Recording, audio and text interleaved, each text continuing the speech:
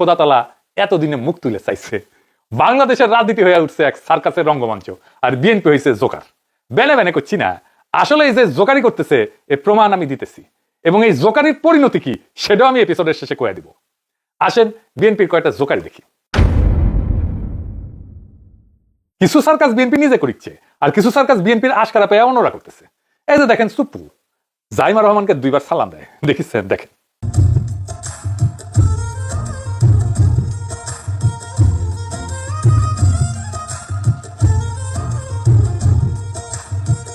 ভাগ্য ভালো জাইমা রহমান মেয়ের বয়সী, তাই 2 বার সালাম দিয়া থেমে গেছে সুপ্পু।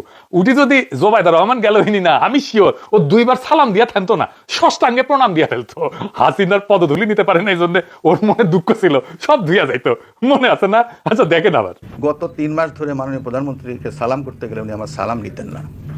তা আমি দেখতাম যে ওনার চরণের ধুলো আমি পাই না। আমার মিশ্র প্রতিক্রিয়া হচ্ছিল যে উনি কেন আমার সালাম নেন না, না থাক থাক বলে।